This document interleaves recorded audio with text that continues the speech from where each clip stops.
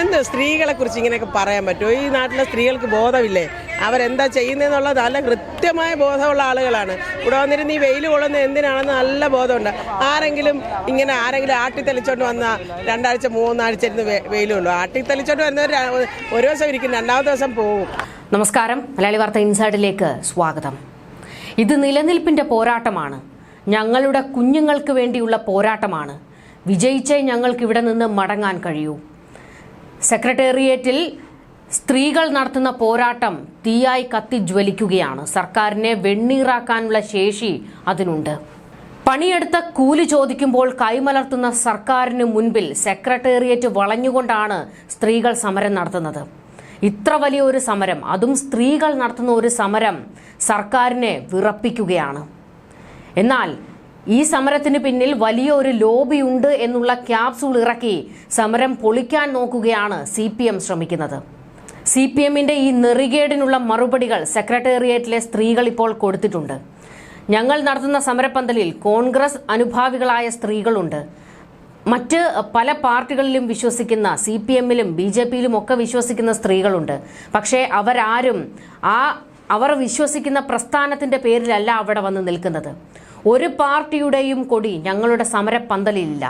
ഞങ്ങളെല്ലാവരും ഒരേപോലെ ഒത്തൊരുമിച്ച് നിന്നാണ് പോരാടുന്നത്. അത് ഞങ്ങൾക്ക് വേണ്ടിയുള്ള പോരാട്ടമാണ്. പാടത്ത് പണി, വരമ്പത്ത് കൂലി, ഇതായിരുന്നല്ലോ CPM ഉയർത്തിവിട്ടിരുന്ന മുദ്രാവാക്യം. ഞങ്ങളുടെ കാര്യത്തിൽ എന്തുകൊണ്ടത് നടപ്പാക്കാൻ നിങ്ങൾക്ക് കഴിയുന്നില്ല? സ്ത്രീകൾ ചോദിക്കുകയാണ്. മറുപടി പറയാൻ മുഖ്യമന്ത്രിക്ക് കഴിയുന്നില്ല. കാരണം വായിലെ പിരിവെട്ടിപ്പോകുന്ന ചോദ്യങ്ങളാണ് സെക്രട്ടേറിയറ്റിൽ സമരം കത്തിജ്വലിപ്പിക്കുന്ന സ്ത്രീകൾ ചോദിച്ചുകൊണ്ടിരിക്കുന്നത്. മുൻപ് PSC റാങ്ക് ലിസ്റ്റിൽ ഉണ്ടായിട്ടും സർക്കാർ കാണിച്ച നീതികേടിൽ ചെറുപ്പക്കാർ സെക്രട്ടേറിയറ്റിന് മുന്നിൽ സമരം നടത്തിയത് കേരളം ഓർക്കുന്നുണ്ടാകും. ശയനപ്രദക്ഷിണം ചെയ്തും റോഡിൽ കിടന്നുരുണ്ടും മുട്ടുകാലിൽ ഇഴഞ്ഞുമൊക്കെ അന്നവർ സമരം നടത്തിയപ്പോഴും ഈ CPMന്റെ നെറികേടായിരുന്നു. അന്നും ആ സമരത്തിനെതിരെ CPMകാർ പറഞ്ഞത് ഇതിന് പിന്നിൽ ലോബിയുണ്ടെന്ന്. എന്ത് ലോബിയാണ്? ശരിയാണ്, അവർ സാധാരണക്കാരിൽ സാധാരണക്കാരാണ്. അവർക്ക് ഒരു ലോബിയും പിന്നിലില്ല. അവർക്ക് ജീവിക്കണം, അതാണ് അവരുടെ ആവശ്യം. സമരപ്പന്തലിൽ വന്നു കിടക്കുന്നവരിൽ പകുതിയിലേറെയും CPM എന്ന പ്രസ്ഥാനത്തിൽ വിശ്വസിക്കുന്നവരാണ്. സർക്കാർ കാണിക്കുന്ന വലിയ നീതികേടിനെയാണ് അവർ ചോദ്യം ചെയ്യുന്നത്. വലിയ വിപ്ലവ പോരാട്ടങ്ങളൊക്കെ നടത്തിയിട്ടുള്ള പ്രസ്ഥാനമല്ലേ CPM? എത്രയെത്ര സമരങ്ങൾ, അവകാശങ്ങൾ നേടിയെടുക്കുന്നതിന് വേണ്ടി എന്തെല്ലാം സമരങ്ങൾ CPM ചെയ്തിട്ടുണ്ട്. സമരങ്ങളുടെ കനൽ താണ്ടിയല്ലേ CPM എന്ന പ്രസ്ഥാനം വളർന്നത്. എന്നിട്ടിപ്പോൾ സമരം നടത്തുന്നവർക്കെതിരെ കൊടുവാളെടുക്കുകയാണ് സർക്കാർ ചെയ്യുന്നത്. സമരം നടത്തുന്നവരെ അധിക്ഷേപിക്കുകയാണ് ചെയ്യുന്നത്. CPM വലിയ സമരങ്ങൾ നടത്തിയിട്ടുണ്ട് പാവങ്ങൾക്ക് വേണ്ടി. അവരോടൊപ്പം നിന്നുകൊണ്ട് സമരങ്ങൾ എത്രയോ കടന്നു വന്നതാണ് CPM. ഇന്നത്തെ CPMകാരെ കുറിച്ചല്ല ഈ പറയുന്നത്, കറകളഞ്ഞ പഴയ കമ്മ്യൂണിസ്റ്റുകാരെ കുറിച്ചാണ്, ജനങ്ങൾക്ക് വേണ്ടി നിലനിന്നിട്ടുള്ള കമ്മ്യൂണിസ്റ്റുകളെ കുറിച്ച്. എന്നാൽ ഇന്നിപ്പോൾ കേരളം ഭരിക്കുന്നത് കോർപ്പറേറ്റുകളാണ്, CPMകാരല്ല. ആ വമ്പൻ ശക്തിക്ക് നേരെയാണ് ഒരു പറ്റം സ്ത്രീകൾ സെക്രട്ടേറിയറ്റിൽ വലിയ സമരം നടത്തുന്നത്. ആ സമരം സർക്കാരിനെ പൊള്ളിച്ചു തുടങ്ങിയിട്ടുണ്ട്. പിണറായിയോട് പൊട്ടിത്തെറിക്കുകയാണ് ആശാ വർക്കർമാർ. ചേച്ചി, നിങ്ങൾ അംഗനവാടിയിലൊക്കെ ചെയ്യേണ്ട ജോലിയാണ് ഇപ്പോൾ ഇവിടെ വെച്ച് ഈ ഒരു സാഹചര്യത്തിൽ ചെയ്യേണ്ടി വരുന്നത്.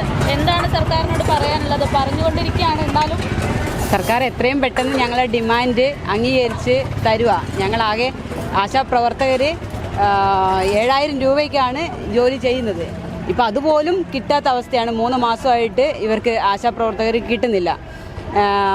ഇപ്പോൾ ഇളമരം കരീം പറഞ്ഞു, അദ്ദേഹം പറഞ്ഞിരിക്കുന്നത് വെച്ചാൽ ഇത് അരാജകവാദികളാണ്, അങ്ങനെയൊക്കെയാണ്. നമ്മൾ സമരം തുടങ്ങിയ അന്ന് മുതൽ ഈ സമരത്തെ പൊളിക്കാൻ വേണ്ടിയിട്ട് CITന്റെ മുതിർന്ന നേതാവാണ് അദ്ദേഹം. അദ്ദേഹത്തെ പോലുള്ള ഒരാളുടെ വായിൽ നിന്ന് വരുന്ന വാക്കുകളും ഓരോ പ്രസ്താവനകളൊക്കെ ഈ സമരത്തെ പൊളിക്കാൻ വേണ്ടിയിട്ടാണത് ഈ പറയുന്നതൊക്കെ. ഈ ഞങ്ങൾ പല അസുഖങ്ങൾ, ഇവിടെ ആശാപ്രവർത്തകരുടെ ഓരോരുത്തരുടെയും ജീവിതം എന്ന് പറയുന്നത് വളരെ ദുരിതം പിടിച്ചൊരു ജീവിതമാണ്. ഈ ഒരു ദിവസം കിട്ടുന്ന 232 രൂപയാണ് കിട്ടുന്നത്. അതുകൊണ്ട് ഒരു കുടുംബത്തിലുള്ള 3-4 പേരടങ്ങുന്ന ഒരു കുടുംബമാണ്. അപ്പോൾ അവർക്ക് ജീവിക്കാൻ പോലും പറ്റാത്ത ഒരവസ്ഥയാണുള്ളത്. എത്രയും പെട്ടെന്ന് ഈ സമരത്തിലെ ഡിമാൻഡുകൾ, ഉന്നയിച്ചിരിക്കുന്ന പ്രധാനപ്പെട്ട ഡിമാൻഡുകൾ അത് ഉടനെ അംഗീകരിച്ച് തരിക എന്നുള്ളതാണ്. ഫുഡൊക്കെ? അതെ, ഫുഡൊക്കെ ഞങ്ങൾ കമ്മിറ്റി തന്നെയാണ്. സമരം അംഗീകരിക്കുമെന്ന പ്രതീക്ഷയുണ്ടോ സർക്കാർ? ഉണ്ട്, സർക്കാരിൽ പ്രതീക്ഷയുണ്ട്. അതുകൊണ്ടാണല്ലോ ഞങ്ങൾ സമരം ചെയ്യുന്നത്. എല്ലാ ആശാപ്രവർത്തകരും എല്ലാവരും നല്ല ആവേശത്തോടു കൂടി തന്നെയാണ്. ഇത്രയും 15ാമത്തെ ദിവസമാണ്. ഈ 15ാമത്തെ ദിവസം നല്ല ആവേശത്തോടു കൂടി തന്നെയാണ് ഇപ്പോഴും നിൽക്കുന്നത്. എന്തായാലും അംഗീകരിച്ച് തരും എന്നുള്ളൊരു വിശ്വാസമുണ്ട് ഞങ്ങൾക്ക്. നിങ്ങളിപ്പം സമരം തുടങ്ങിയിട്ട് 15 ദിവസമായി. അപ്പം ഈ സമരത്തിന്റെ ഇടയിൽ തന്നെ ആവശ്യപ്പെടാത്ത ആളുകൾക്ക് വേണ്ടി സർക്കാർ ശമ്പളമൊക്കെ വർദ്ധിപ്പിച്ചു കൊടുക്കുന്നുണ്ട്. അതെ അതെ അതെ. അപ്പം അത്തരം ഒരു നടപടി, അതായത് നിങ്ങൾ ഇത്രയും വലിയൊരു ആവശ്യം ഉന്നയിച്ചുകൊണ്ടിരിക്കുമ്പോൾ അത് പരിഗണിക്കുക പോലും ചെയ്യാതെ ഇങ്ങനെ ഒരു നടപടി എടുക്കുന്നതിനോട് സർക്കാരിനോട് എന്താണ് പ്രതികരിക്കാനുള്ളത്? ഈ തുച്ഛമായ ശമ്പളം കിട്ടിക്കൊണ്ടാണ് ഞങ്ങൾ ജോലി ചെയ്യുന്നത്. അപ്പം എത്രയോ ലക്ഷക്കണക്കിന് രൂപയും ഇതൊക്കെയാണ് മറ്റുള്ള PSC ചെയർമാനും അവരൊക്കെ ഉള്ള സംഖ്യ. അപ്പം ഈ 7000 രൂപ കൊണ്ട് ഞങ്ങൾക്ക് ജീവിക്കാൻ പറ്റത്തില്ല. അത് കൂട്ടിത്തരണം. 21,000 രൂപ ഓണറേറിയം ആയിട്ട് വർദ്ധിപ്പിക്കാനും പിരിഞ്ഞു പോകുമ്പം 5 ലക്ഷം രൂപ ആനുകൂല്യം കൊടുക്കാനും അതുപോലെ പെൻഷൻ അനുവദിക്കാനുള്ള ഡിമാൻഡാണ് ഞങ്ങൾ ഉന്നയിച്ചത്. അത് തുച്ഛമായ ഒരു പൈസയാണ്. ഈ PSC ചെയർമാൻ അവർക്കൊക്കെ ഇത്രയും ശമ്പളം കൂട്ടിക്കൊടുക്കേണ്ട ആവശ്യം, അവരൊക്കെ നല്ല നിലയിൽ ജീവിക്കുന്ന ആളുകളാണ്. അത് അതിൻ്റെ ആവശ്യം ഉണ്ടോ എന്നുള്ളത് പരിശോധിക്കണം. നമുക്ക് 21,000 മിനിമം ശമ്പളം കിട്ടിയേ പറ്റുള്ളൂ. ഞങ്ങൾ സർക്കാരിനോട് ചോദിക്കുന്നത് അത് തന്നെയാണ്. ഞങ്ങൾക്ക് അത് കിട്ടിയേ പറ്റുള്ളൂ. അത് കിട്ടുന്നത് വരെ ഞങ്ങൾ സമരം ചെയ്യും. ഞങ്ങളിവിടെ രാപ്പകരുന്നല്ല സമരം ചെയ്യുകയാണ്. ഇനി അത് തുടർന്ന് ചെയ്തുകൊണ്ടിരിക്കും. സർക്കാരിൻ്റെ നീതി തരുന്നത് വരെ ഞങ്ങൾ സമരം ചെയ്തുകൊണ്ടേയിരിക്കും. 15 ദിവസം നീണ്ടു നിൽക്കുന്ന സമരമാണ്. ഇപ്പോഴും നിങ്ങൾ ആവശ്യപ്പെടുന്ന കാര്യങ്ങളൊന്നും പൂർണ്ണമായിട്ട് അംഗീകരിച്ചിട്ടില്ല. അപ്പോൾ ഈ ഒരു സാഹചര്യത്തിലാണ് ഇപ്പം നിങ്ങളുടെ ഈ സമരത്തിന് ഒരുപാട് ആളുകൾ, അരാജകന്മാരൊക്കെ പിന്തുണ നൽകിയിട്ടാണ് നിങ്ങൾ സമരത്തിന് ഇറങ്ങിയെന്നൊക്കെ പറയുന്നുണ്ട്. എന്താണ് ഇതിനോട് പ്രതികരിക്കാനുള്ളത്? ഒറ്റ കാര്യമേ ഉള്ളൂ. നമ്മൾ ഉയർത്തിയിരിക്കുന്ന ഡിമാൻഡുകൾ ചർച്ച ചെയ്യാദ്യമേ. അതല്ലാതെ എന്തെങ്കിലുമൊക്കെ ഇതുപോലെയുള്ള വില കുറഞ്ഞ അഭിപ്രായ പ്രകടനങ്ങൾ നമ്മളെ ദോഷമായിട്ട് ബാധിക്കത്തില്ല. നമ്മുടെ സമരത്തിൻ്റെ ശക്തി കൂടത്തേ ഉള്ളൂ. അവർക്കത് ഭാവിയിൽ ദോഷം ചെയ്യും.